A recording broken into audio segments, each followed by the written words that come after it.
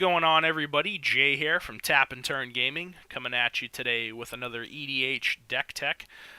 Today's deck is going to be a deck that I've had in progress myself, personally, for a very long time. It's been in progress for over a year, for no other reason other than I was lazy with piecing it together.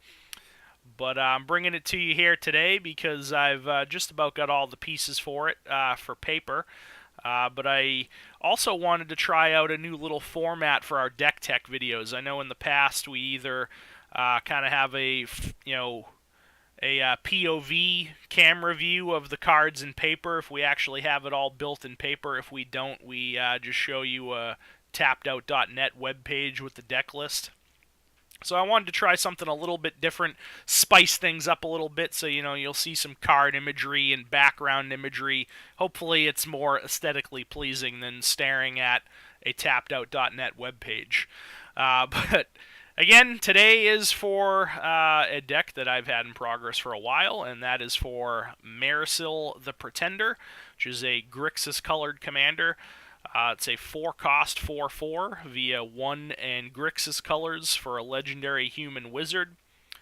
When Mairsil the Pretender enters the battlefield, you may exile an artifact or creature card from your hand or graveyard and put a cage counter on it. Mairsil the Pretender has all activated abilities of all cards you own in exile with cage counters on them. You may activate each of those abilities only once each turn. So, it's a pretty potent card, something that I was very interested in building around when I saw it initially. And, now I'm finally kind of in the home stretch of actually getting it pieced together, but I definitely wanted to get the deck tech out here for you guys so you could check it out and see what you think. So yeah, I mean, the goal of this deck is pretty straightforward. We want to get Mairsil down, our commander, as soon as possible. And then we want to start stacking all kinds of nice value-activated abilities on our commander. I actually don't know if Mairsil is a man or a woman. I honestly can't particularly tell from the artwork, so somebody let me know in the comments if Mairsil is a man or a woman, because I'm actually pretty curious. But yeah, it's a pretty cool card, being able to steal activated abilities of creatures that you own in exile to kind of essentially not exactly become a copy of them, but just steal their effects, or at least their activated effects. So it's a pretty cool card, something that I've been wanting to build around for a while. And you'll see once we get into the actual creature base, because it's all base or artifacts as well. You'll see lots of nice value-activated abilities in our creature and artifact packages that allow us to just chain multiple things together in a turn and do lots of nice, cool things. So, obviously with a commander like this, you're going to be susceptible to it being removed a lot, or board wiped off the board, or someone cast spot removal on it. So you'll see in our deck list we have lots of ways to protect our general in our instance package with flicker effects and counter magic, and then in our creature package we also have lots of things with activated abilities that will allow us to protect Mairsil as well. So enough on the commander. It's pretty straightforward. We just want to stack all the abilities on our commander and use them turn after turn after turn. The only real downside to it is that you can only activate each of those abilities once each turn, but again, we've got all the flicker effects in the deck as well, so that we can kind of reset the clock on those and potentially use the same ability more than once in a turn, because if we flicker Mairsil, it's technically a different entity when it comes back to the board, so it doesn't see that it's already activated those abilities that we've activated previously in the turn. Anyway, that's the commander in a nutshell. I am going to try to speed things up here a little bit. I know I was a little bit long-winded talking about Mairsil, But as far as the rest of the cards in the deck, you're going to see card images here on the screen for each card that I go through, and I'll do a brief little, or I'll try to keep it brief. Sometimes I do get long-winded, like I am right now, but anyways, let's start with the creatures of the deck first, and we're going to go look at these at in order of converted mana cost from lowest to highest. So with the creatures, it's pretty self-explanatory. These all have some sort of activated ability that we really like. That's a nice value, that we can use to great effect each turn. So we have Spike Shot Elder up first. It's a 1/1 for 1 where we can pay 1 and 2 red. It deals damage equal to its power to target creature or player.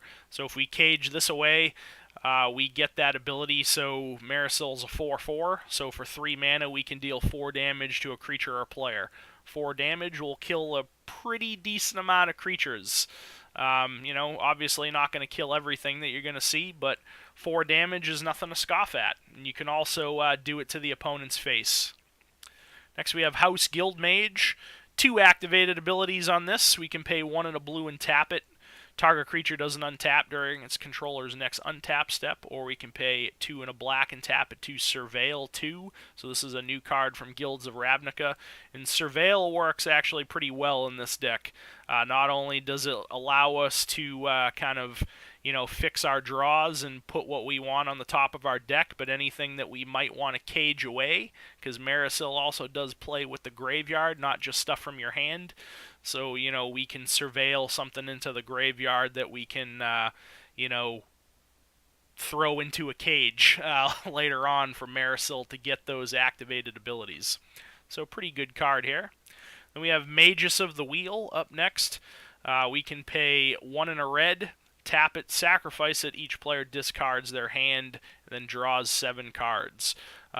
Just a way for us to restock our hand if we run out of gas. We don't have to have cards in our hand to activate this. If we have a hand of 0 cards, we pay 2, tap it, sacrifice it, and we draw 7 cards.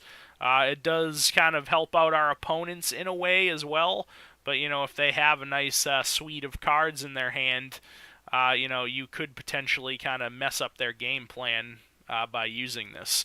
You do have to sacrifice it, so ideally you'd want to play this out onto the board first, and then when you sacrifice it, then cage it away at some point, so Mairsil has that ability. But generally we don't want to be sacrificing Mairsil itself, so this is probably something that you would want to play out onto the board first. Next we have Bloodline Keeper. This has 2 activated abilities, although the second one isn't relevant because it's a transform ability, and Mairsil is not a double-face card, so it cannot transform. But it allows us to tap and create a 2/2 black vampire creature token with flying, so it just allows us to create flying blockers, essentially, which we might need if the opponent has lots of flyers on their side of the board. Then we have Olivia Valdaran. 2 abilities on this as well. We can pay 1 and a red, deals 1 damage to another creature. That creature becomes a vampire in addition to its other types and put a +1/+1 counter on Olivia. So if we cage this away, we can shoot something for 1 and then make Mairsil bigger. And then we can pay 3 and 2 black, gain control of target vampire for as long as you control Olivia. Or if this is caged away and the ability is on Mairsil, for as long as you control Mairsil. Next we have Tree of Perdition, one of the more nastier cards of the deck. If you get this ability off, it's a pretty dirty thing to do, especially if the ability's tacked on to Mairsil. So the ability is tap it, exchange target opponent's life total with Tree of Perdition's toughness. So under normal circumstances, if you were activating this on the actual Tree of Perdition, the opponent's life total would become 13, but if you activated on Mairsil and she has that, or he, again, don't know what the gender is, someone let me know in the comments, but if you activate it on Mairsil, the opponent's life total is going to go to 4 under normal circumstances because that is Mairsil's toughness, is 4. So pretty dirty thing to do. If you have this in conjunction with Spike Shot Elder, you have those 2 abilities, that's like an instant win on somebody right there. You tap Mairsil, make their life total 4, and then pay 1 and 2 red and shoot them for 4, and you just killed somebody instantly. Next up, we have Chainer, Dementia Master. The activated ability on this is pay 3 black and pay 3 life. Put target creature card from a graveyard into play under your control. That creature is black and is a nightmare, in addition to its other creature types. So, what's really cool about this is that if you had Chainer out on the board, obviously he buffs all nightmares, +1/+1. And then also when Chainer leaves play, you have to exile all nightmares that are on the board. Well, guess what? If you cage Chainer away, you're not copying those static abilities with Mairsil. You're only copying the activated ability. So essentially, you don't have to worry about any quote-unquote nightmares leaving the board if this card is caged away under Mairsil, or by Mairsil, I should say. You're not going to get the +1/+1 buff, but you're also not going to lose all the nightmares that you have on your side of the board if Mairsil happens to leave play, because it's only going to get the activated ability, not the static abilities. So that's really worth noting. Next up, we have Doom Whisperer, another new card from Guilds of Ravnica. It's a 5/5. A 6/6 for 5, rather, with flying and trample, but the activated ability on it is pay 2 life, surveil 2. So really nice activated ability there. Again, lets us fix our draws and dump stuff in the graveyard that we can potentially cage away with Mairsil later on. Next up, we have Dralnu Lichlord, a 3/3 for 5. If damage would be dealt to Dralnu, sacrifice that many permanents instead. Pretty big setback, under normal circumstances, but again, this is kind of the same as Chainer. If we cage this away, we don't retain that static ability. We only get the activated ability, which is target instant or sorcery card in your graveyard has flashback until end of turn. Its flashback cost becomes equal to its mana cost. So essentially gives all of our spells flashback by, or not giving all of our spells, but a target spell by tapping it. So if we cage this away, we tap Mairsil, we can, get one of our counter spells out of the yard to counter a removal spell that someone's trying to throw at Mairsil, or whatever we want to do. So having that activated ability is really nice. And we got Drana, Colostrum Bloodchief. We can pay X and 2 black. Target creature gets -0, -X until end of turn, and Drana gets +X, +0 until end of turn. So a way that we can kill creatures off and also make Mairsil bigger if this is caged away. Or, obviously if we just have it out on the board, we can do that as well. And Drana is also a 4/4 flyer, so, that doesn't hurt either. Next we have Eater of the Dead, a 3/4 for 5. We can pay 0 if Eater of the Dead is tapped, untap it, and exile target creature card from a graveyard.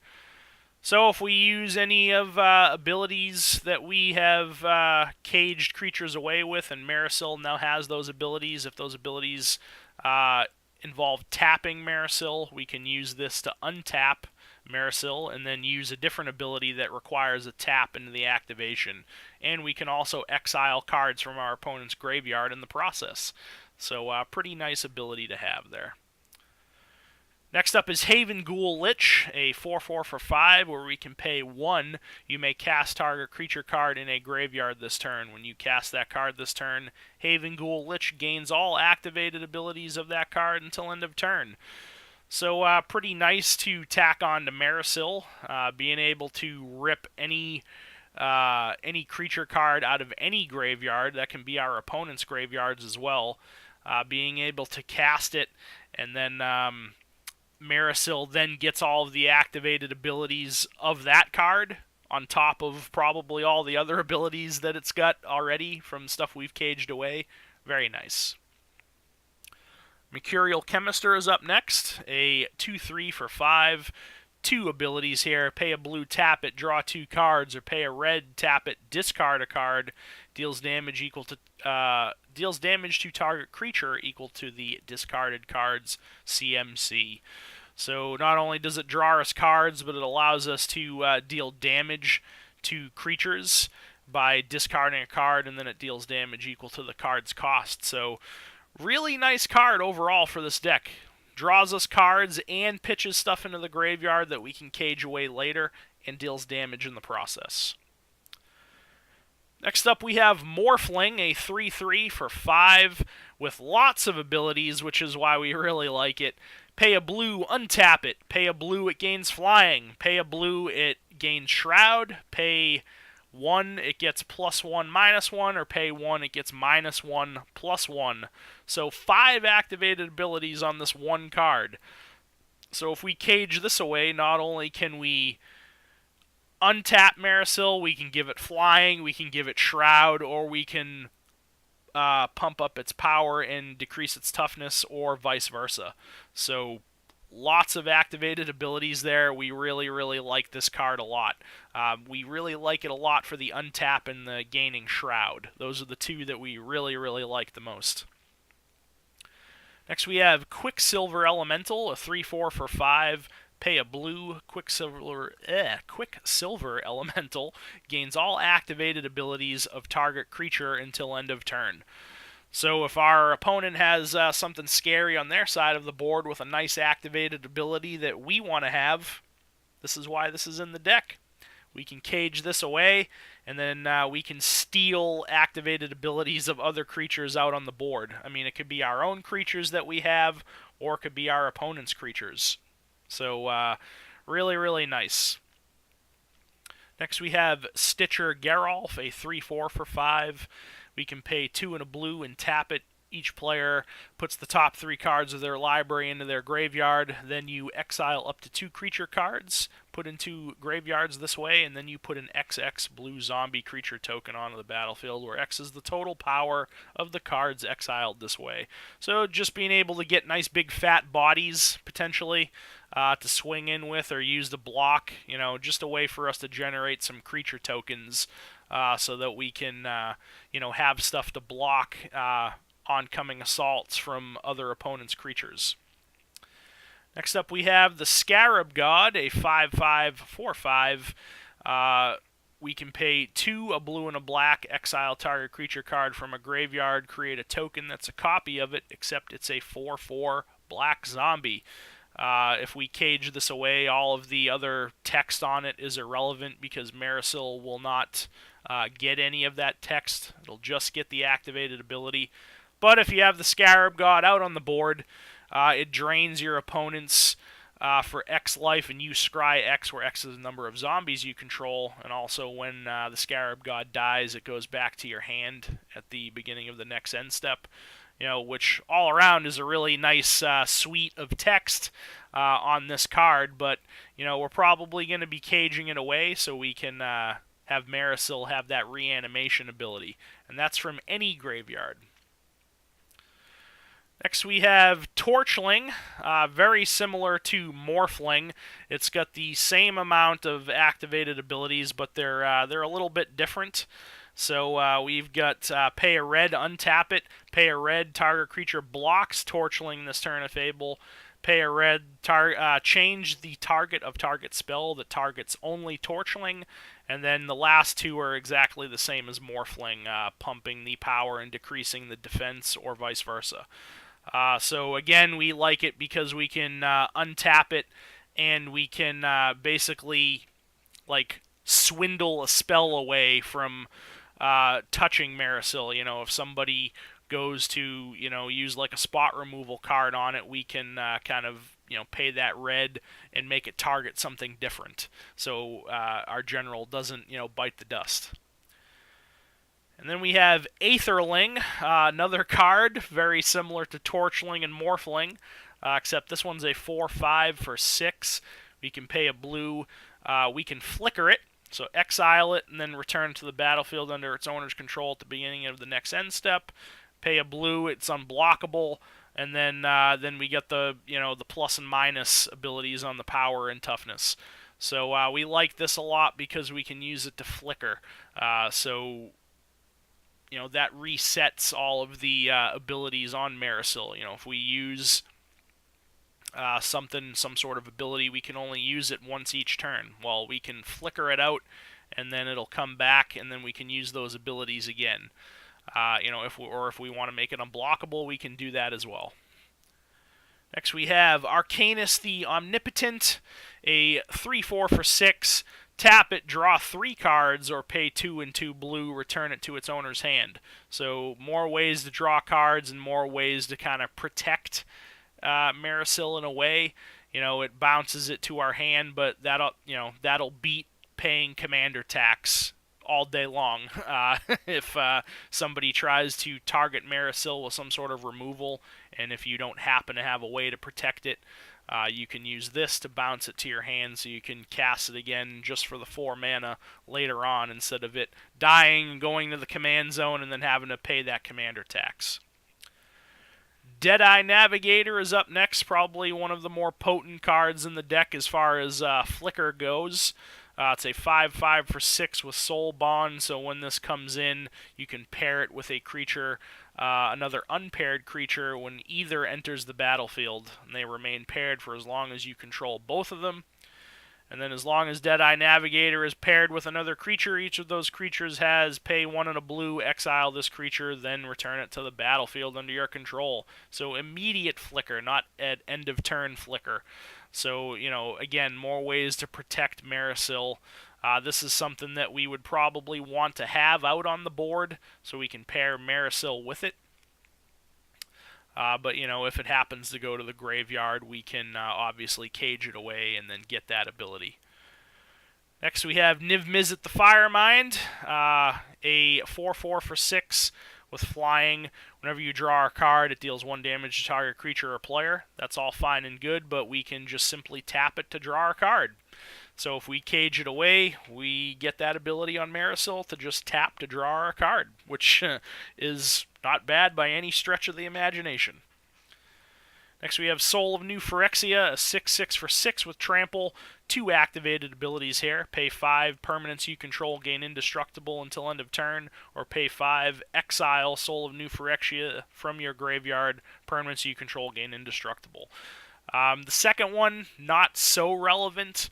The first one is what we really like, so if we cage this away by paying 5, we can give all of our permanents indestructible until end of turn. So that, kind of shuts down board wipes and everything if we've got the 5 mana open and this is caged away, or if it's not, if it just happens to be on our side of the board by itself, we have access to that as well. Then we have Hate Flare, a 5/5 for 7 with Wither. You can pay 2 and a red and untap it. It deals damage equal to its power to target creature or player. So another way to kind of combo with Tree of Perdition to be pretty douchey, to be honest with you. I probably wouldn't aim, like in a casual game, I probably wouldn't aim to just get this and Tree of Perdition out right away just to kill somebody as fast as possible. But, if the game's getting really drawn out and, you just want it to be over already, you can, get this into the graveyard or exile it from your hand, and then, you can just friggin' insta-kill somebody with this and Tree of Perdition, or Tree of Perdition and Spikeshot Elder. But what's really worth noting with this is that the ability is to untap it. So that works really well with other abilities that we have by tapping. So if we have a Niv-Mizzet the Firemind trigger, tap it, draw our card, and then we can use Hate Flare's ability to untap it and deal damage. So nice synergy there. Then we have Memnarch, a 4/5 for 7 with 2 activated abilities. Pay 1 and 2 blue. Target permanent becomes an artifact in addition to its other types. And then we can pay 3 and a blue to gain control of target artifact. So nice value activated abilities there. Then we have Xiaoku Endbringer, a 5/5 for 7 with flying. It cannot attack if there is another creature in play. During your upkeep, lose 3 life, and then we can tap it to exile target creature and put a +1/+1 counter on Xiaoku. This card is never something you're going to play out onto the board, ever. I mean, this is something that we definitely want to cage away, because if we cage it away, Mairsil gets the ability to tap to exile any creature. No color restrictions, no nothing. And it also puts a +1/+1 counter on Mairsil. So we don't want any of that can attack if there's another creature in play and losing 3 life on our upkeep nonsense. We just want to be able to tap it and exile any creature. And then lastly, for the creatures, we have Raziq F, the Foul-Blooded, an 8/8 for 8 with flying and trample, which is all fine and good, but if we cage it away, we get the ability to pay 2 life, sacrifice another creature to Demonic Tutor. So that's really good. You know, if we're generating maybe tokens with Bloodline Keeper or Bloodline Keeper's ability, if it's on Mairsil, we can use those tokens to sacrifice to Raziq F, or if we're making tokens with Stitcher Geralf, or if we happen to have any of our creatures actually out on the board, just being able to pay 2 life and sacrificing a creature to Demonic Tutor, I'll take that all day. So that wraps up the creature base. Next up, we'll take a look at the artifacts that we have, because that's another, thing that Mairsil can actually cage away to gain their abilities. So more or less, it's kind of like mana rocks, and then kind of nice little utility artifacts that we can use. So we'll take a look at our mana rock suite first. So obviously, Soul Ring. Do I really need to explain why Soul Ring's in the deck? I don't think I do. And then we've got the Signets. We've got Dimir Signet, Izzet Signet, and Rakdos Signet. We also have Basalt Monolith, which doesn't untap during our untap step, but if we cage this away, Mairsil just gets the ability to tap to add 3 colorless or pay 3 generic to untap it. So we don't retain that doesn't untap during your untap step nonsense. We get the ability to tap it to get 3 colorless and then pay 3 generic to untap it, which works really well with all of the abilities that we have that, require you to tap something down. Then we got Chromatic Lantern, obviously. Makes all of our lands be able to tap for any color of mana, and it itself taps for any color of mana. And then Commander's Sphere for our last mana rock. So probably one of the better mana rocks that you can play. Taps for any color of mana in your commander's color identity, and then if you no longer need it later on, you can sacrifice it to draw a card. So those are our mana rocks. The rest of our cards are just nice little utility artifacts. So first up we have Illusionist Bracers. Basically lets us double up on our activated abilities. So this will get around that can only be activated once each turn clause on Mairsil. So if we have this equipped to Mairsil, we activate an ability, it just gets doubled. So that's always nice. We have Schnoz Altar, just a nice free sacrifice outlet that allows us to add 2 colorless to our mana pool. Then we have 1,000-Year Elixir, which is a very nice artifact for us to have. Costs 3, and we can activate abilities of creatures you control as though those creatures had haste. So, if we get Mairsil out on the board, and we've got a bunch of things caged away, we don't need to wait a turn to use any of those abilities if they require a tap, because, summoning sickness and all that nonsense. But we can also pay 1 and tap this to untap target creature. So, very nice thing to have with our commander. Then we have Helm of the Host, which is absolutely ridiculous. I hope I can actually get this off in a game, because it'll just be hilarious. It's a 4-cost equipment. It costs 5 to equip, so relatively expensive to actually attach to a creature. But at the beginning of combat on your turn, create a token that's a copy of equipped creature, except the token isn't legendary. If equipped creature is legendary, that token gains haste. That's it. Normally with effects like this, you usually see a clause on there that says exile the token at end of turn or end of combat or whatever. Nope. The token sticks around with this card. So if you get this on Mairsil, you start spitting out copies of Mairsil that are not legendary, so they're not gonna, hit that legend rule, and you won't have to sacrifice one of them. You just start getting lots of Mairsil token copies on the board, and now you've got all of the activated abilities you could ever want. So, a really nice card to have. Then we've got Nivenral's Disc, a 4-cost artifact. It enters the battlefield tapped, where we can pay 1 and tap it to destroy all artifacts, creatures, and enchantments. So, nice little reset button for us. And, if we need to, we can, tack this onto Mairsil if this happens to go to the graveyard, which if you play it out onto the board, it probably will when you activate it, because it's an artifact, so it's going to destroy itself. But having this on Mairsil is really nice, maybe in conjunction with Soul of New Phyrexia. One-sided board wipes. Pretty nice. And then lastly, Conjurers Closet, because we like to be able to flicker Mairsil. So this is an artifact that just sits on the board and allows us to flicker a creature, and then it comes back at the end of turn. Yes, at the beginning of your end step, you may exile a target creature, and then it returns to the battlefield. So, just another way for us to flicker our general. Alright, so that is the artifact package. Next up, we're going to take a look at our instance package, because we have lots of things in here that we can use to either get things into the graveyard for Mairsil to cage away, or just like counter magic and flicker effects to protect Mairsil. So first up, we have Entomb. It allows us to search our library for a card and put it into our graveyard and then shuffle our library. So, if we need to rip out that Hate Flayer out of our deck and throw it in the graveyard, and then flicker Mairsil so it gets that ability if we really just need to end somebody's existence with a particular card, Entomb, lets us do that at instant speed.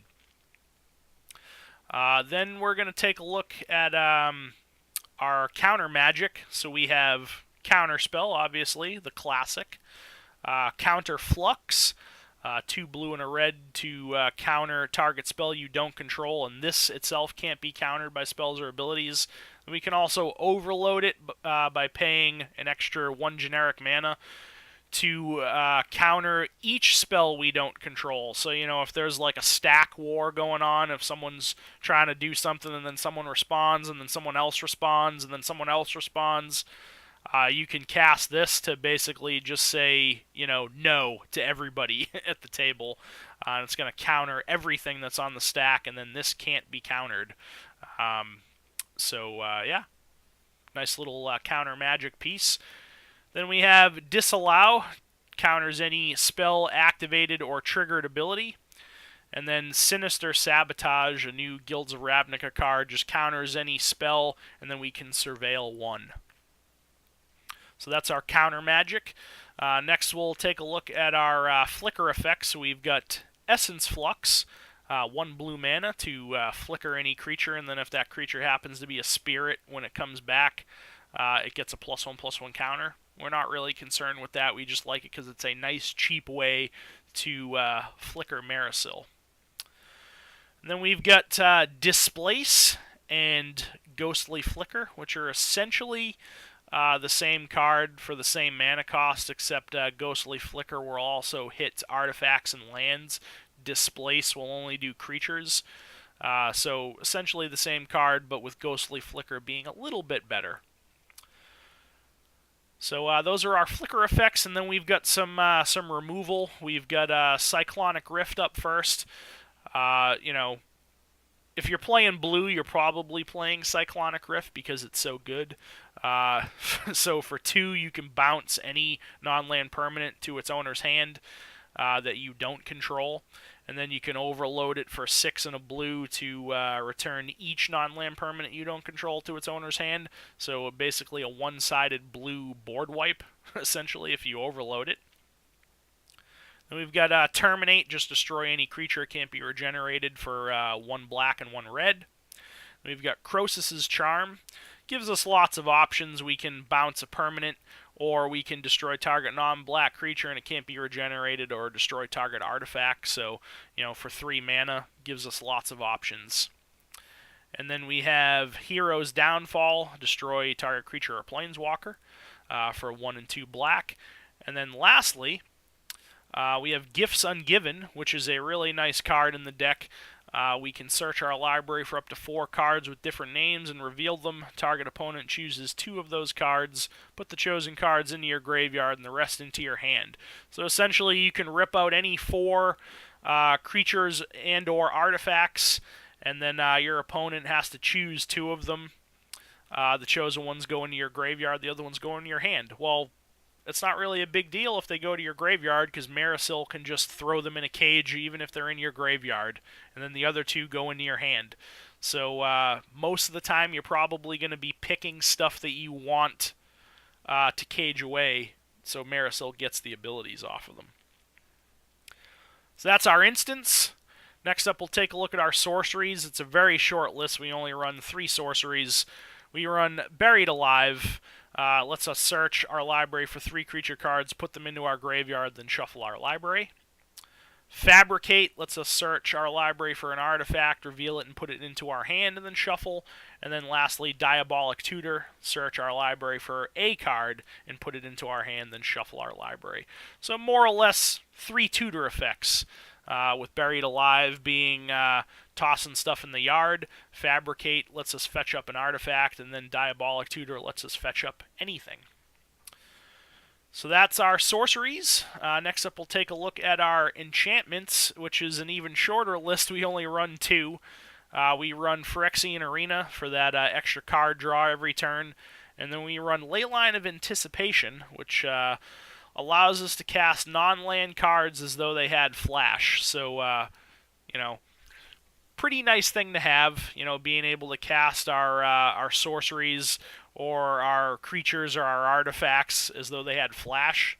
Just adds another layer of surprise, potentially, or, uncertainty for your opponent. They're not, knowing what you're going to do on their turn. And also, if this is in your opening hand, you can begin the game with it on the battlefield, so that doesn't hurt either. And then before we get into the mana base of the deck, we're going to take a look at the planeswalkers that we run. We run 3. First up, we run Jace Beller, a 3-cost planeswalker with 3 loyalty, +2 each player draws a card, -1 target player draws a card, or -10 target player puts the top 20 cards of their library into their graveyard. So basically just ways to draw cards or heavily mill somebody. Hell, we can even potentially mill ourselves with that, just to get lots of options in the graveyard for Mairsil, if we really wanted to do that. Next we have Obnixilis Reignited, 5-cost black planeswalker with 5 loyalty. +1, you draw a card and lose 1 life. -3, destroy target creature. Or -8, target opponent gets an emblem with whenever a player draws a card, you lose 2 life. So card draw, creature kill, and then ways to just bleed somebody out profusely if you happen to get the emblem off there. And lastly, for the planeswalkers, we have Ral Izzet Viceroy, a new card from Guilds of Ravnica. 5-cost planeswalker via 3, a blue and a red with 5 loyalty. +1, look at the top 2 cards of your library, put one of them into your hand, the other into your graveyard. So, works pretty well with Mairsil. -3, Ral Izzet Viceroy deals damage to target creature equal to the total number of instants and or sorcery cards you own in exile and in your graveyard. And then -8, you get an emblem with whenever you cast an instant or sorcery spell, this emblem deals 4 damage to any target and you draw 2 cards. So, overall, pretty nice suite of abilities there. Allows us to pitch stuff into our hand and into the graveyard for Mairsil to cage away. And then we've got the ability to, shoot stuff down with that -3 ability. And then the emblem, whenever you cast an instant or sorcery spell, the emblem deals 4 damage to any target, and you draw 2 cards. Nothing wrong with that. Alright, so that is the deck overall. Lastly, we're going to take a look at the mana base for the deck. These are in really no particular order. Ideally, I probably should have sorted them for, you know, the colors that they produce, but we'll just go through them real quick. You know, being a 3-color deck, you're going to see a lot of dual lands in here. So, you know, we want to be consistent. We want to be able to get the colors that we need when we need them. So we get a Blood Crypt, a Bojuka Bog, Choked Estuary, Crumbling Necropolis, Dark Slick Shores, Desolate Lighthouse, lets us draw our card and then discard a card, so a nice little utility land there.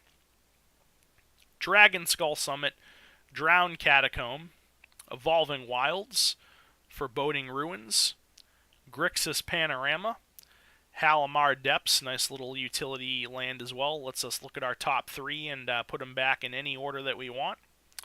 High Market lets us tap for a colorless or tap it and sacrifice a creature to gain 1 life. Then we have Nephalia Drownyard, Reliquary Tower, Shivan Reef. You can hear my my cat spaz there potentially. He's hungry, aren't you, buddy? All right, let's go away. I need to finish this video. Then we've got Smoldering Marsh, Spire Bluff Canal, Steam Vents, Sulphur Falls, Sulphurous Springs, Sunken Hollow, Temple of Deceit, Temple of Epiphany, and Temple of Malice. Sorry, Spaz is very hungry. Yes, I know, buddy. I'll come feed you in a minute, okay? Then we've got Terramorphic Expanse, Underground River, Wandering Fumarole, Watery Grave, and then for our basics we run 4 islands, 2 mountains, and 3 swamps.